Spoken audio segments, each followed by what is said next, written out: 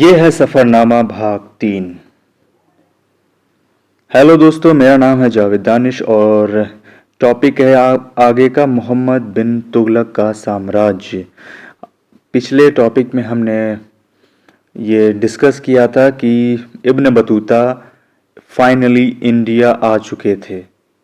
उन्होंने अफ्रीका से शुरुआत करके एशिया, रशिया, तुर्की, ग्रीक, अरेबियन पेनिनसुला और ना जाने कहाँ कहाँ पे कौन कौन से देश में उन्होंने भ्रमण किया। उसके बाद फाइनली वो दिल्ली सल्तनत पहुँचते हैं।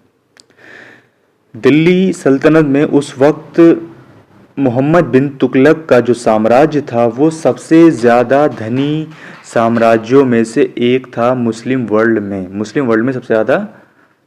उसके बाद दिल्ली सल्तनत की अगर बात करें, जो मोहम्मद बिन तुगलक थे उनका जो कोर्ट लगता था उसमें विद्वान, सूफ़ी, कदीस यहाँ पे डिस्कस हुआ है। कदीस की मीनिंग है काजी। सऊदी जो गल्फ कंट्री हैं वो दा वर्ड का यूज़ करते हैं जा के जगह पर, इस वजह से काजी का नाम यहाँ पे कादी भी बोल मिलेगा आपको, कादीस भी मिलेगा, इस तरीके से वर्ड यूज़ होगा। तो जो काजी, वजी, सेनापति और ये सारी बॉडीज़ आपको मिल जाती हैं मोहम्मद बिन तुगलक के साम्राज्य में, कोर्ट में मिलती हैं।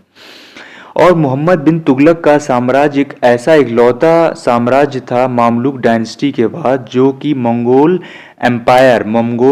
ने जो आक्रमण किया था उन सबको तहस नहस कर डाला था। जबकि मामलुक डायनेस्टी और तुगलक डायनेस्टी ऐसी दो बने थे, वाहिद बचे थे कि इस पे ज़्यादा कोई ख़ास प्रभाव नहीं हुआ था। अब मक्का में हम लोगों को पता है, मक्का में इब्न बतूता ने बहुत साल गुजारे थे। जो इनका लंबा सफ़र था 10 साल का लगभग, तो इन्हें बहुत अच्छा खासा एक्सपीरियंस हो गया था लोगों से मिलना जुलना, और उन्होंने काफ़ी पढ़ाई भी की थी और स्कॉलर तो थे ही साथ में।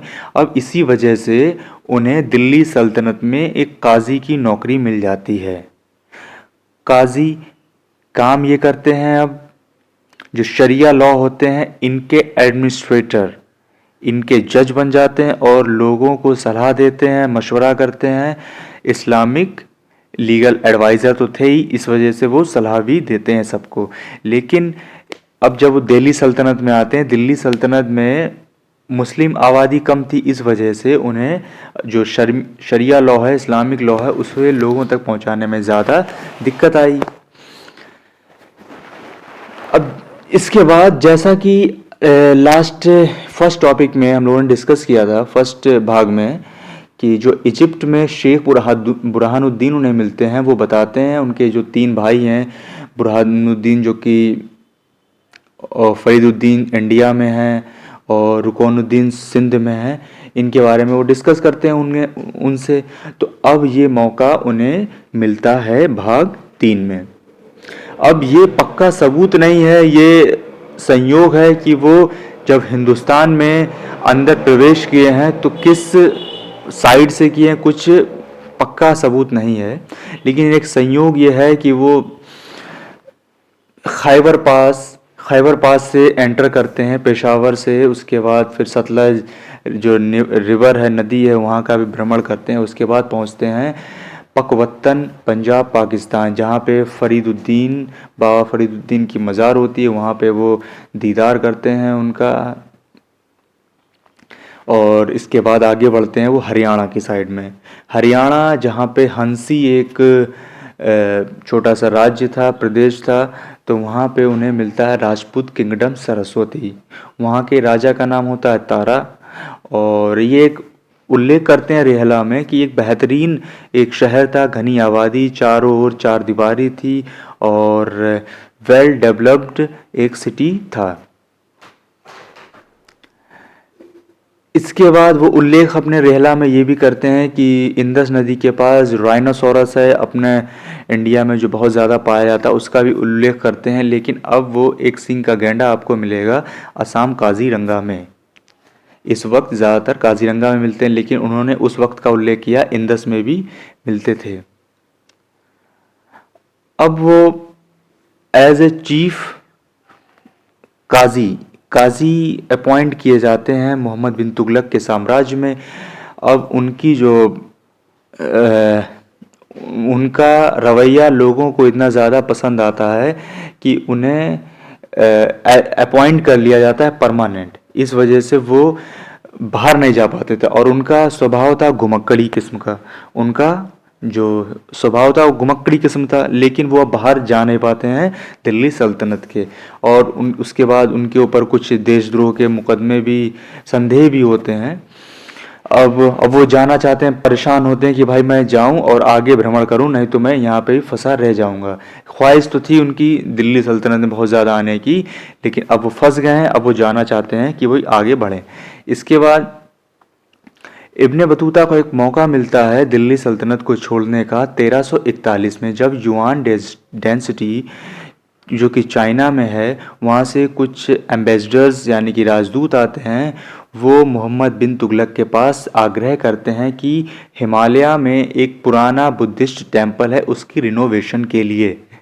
अब इजाज़त मिलती है मोहम्मद बिन तुगलक के द्वारा और मोहम्मद बिन तुगलक अपॉइंट करते हैं इब्ने बतूता को चीन जाने के लिए। वहाँ का वो प्रतिनिधित्व देते हैं कि भाई आपको प्रतिनिधित्व करना है और चीन जाना है, चीन के बारे में जानना है। अब शुरुआत करते हैं चीन के लिए। अब उनका दिल्ली सल्तनत का कार्यकाल पूरा होता है और अब वो आगे बढ़ते हैं। आप देख सकते हैं यहाँ पे मोहम्मद बिन तुगलक का जो साम्राज्य है लगभग पूरे इंडिया में है, पाकिस्तान में है और बांग्लादेश में है। यानी कि पूरा वर्चस्व था मोहम्मद बिन तुगलक का। और छोटे छोटे भी एम्पायर थे जो कि तुगलक के अंडर ही काम किया करते थे। अब जब वो अपनी चाइना के लिए जर्नी की शुरुआत करते हैं तो उनके एक हमला होता है उनके ऊपर। उनके साथी उनसे अलग हो जाते हैं और उनकी लगभग जान चली जाती है। उनके बहुत ज़्यादा मारपीट होती है, तो एकदम अधमरे से हो जाते हैं। लेकिन वो अपने आप को संभालते हैं कि उन्हें आगे बढ़ना है तो बढ़ना है, जाना है तो जाना है। तो फिर वो खंबत यानी कि गुजरात की तरफ बढ़ते हैं। उसके बाद वो समुद्री यात्रा करना शुरू करते हैं गुजरात से केरल, यानी कि खंबत से लेके कालीकट, जो कि अब इस वक्त जाना जाता है कोझिकोड के नाम से। अब वहाँ पे चक्रवात आता है और उनका एक बेड़ा यानी कि शिप डूब जाता है और वो रुकते हैं कोझिकोड में।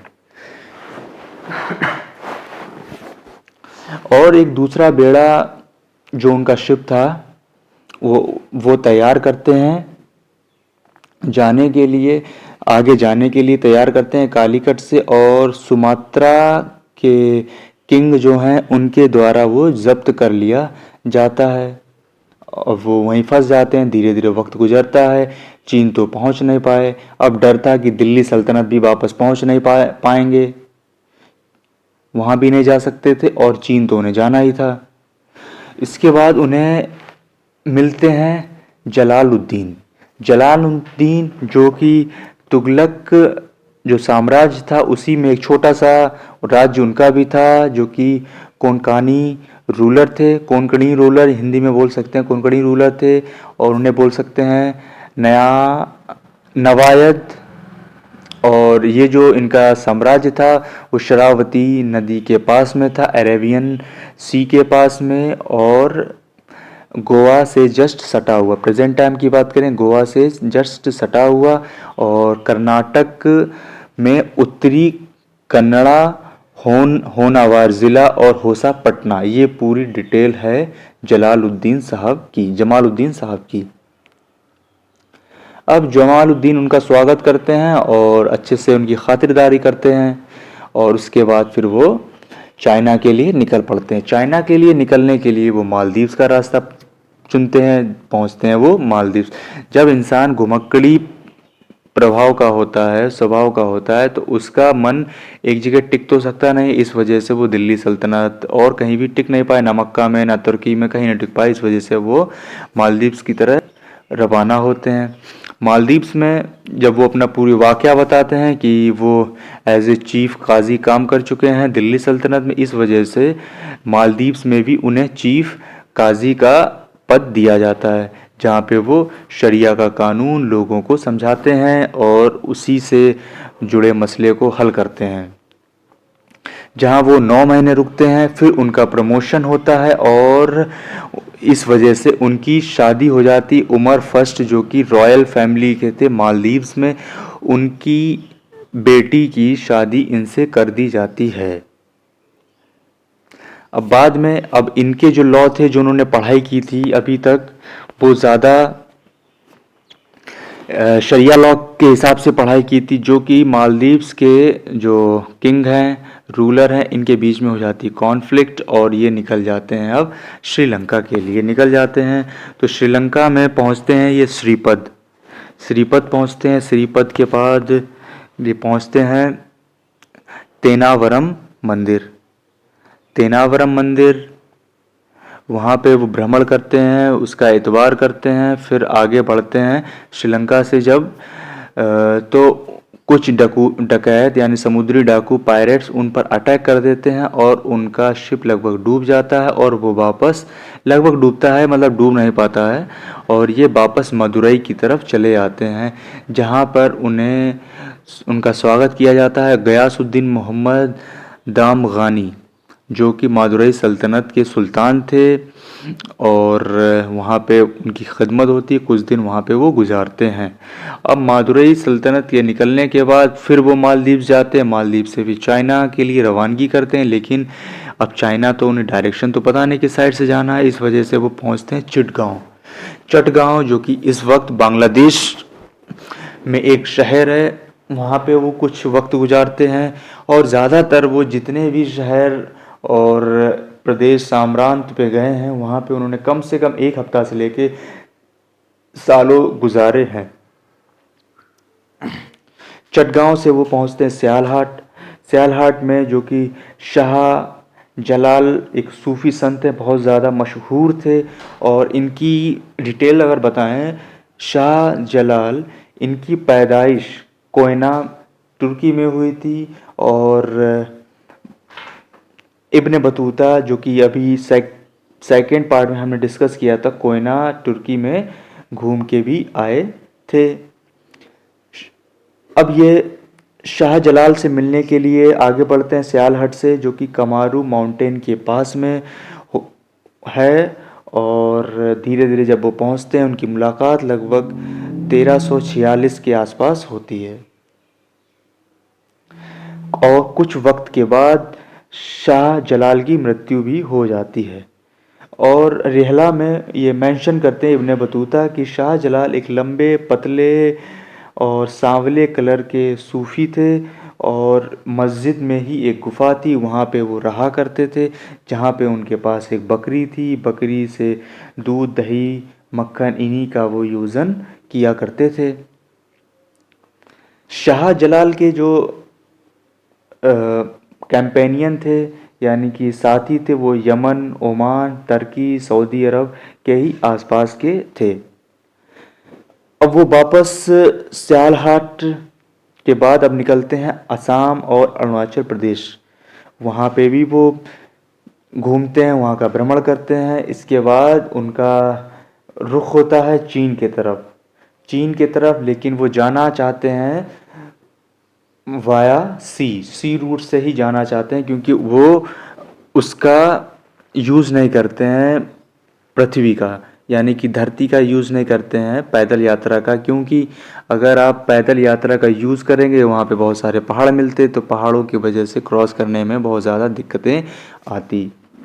और अभी हमने यहाँ पे बात की थी जब कोझिकोड में ये यानी कि इंडिया में जो कहा जाता है वास्को डी गामा पहले समुद्री यात्री थे जो इंडिया पहुँचे, जिन्होंने इंडिया डिस्कवर किया। लेकिन हम लोग बात करेंगे, इंडिया डिस्कवर तो बहुत बार हुआ है, लेकिन अगर समुद्री यात्री जो भारत पहली बार आया था पुर्तगाल से सीधे इंडिया कालीकट, वो थे वास्को डी गामा। और जबकि इब्ने बतूता मोरक्को से आए हैं, जो कि पुर्तगाल से सटा हुआ एक देश है, बिल्कुल पुर्तगाल से सटा हुआ है, वहाँ से वो आए हैं, लेकिन इनका रूट समुद्री प्लस पैदल यात्रा दोनों मिक्स्ड है, इस वजह से इनका नाम समुद्री यात्री के तौर पे सामने नहीं आता है as a finder of India. तो हम इस टॉपिक को आगे विश्लेषण करेंगे आगे नेक्स्ट टॉपिक में कि वास्को डी गामा और इब्न बतूता में इतना ज़्यादा डिफरेंस क्यों है, जबकि 200 साल पहले इब्न बतूता भारत आ चुके थे काली कट में। तो मिलते हैं नेक्स्ट टॉपिक के साथ जल्द ही, इसके भाग चौथे के साथ।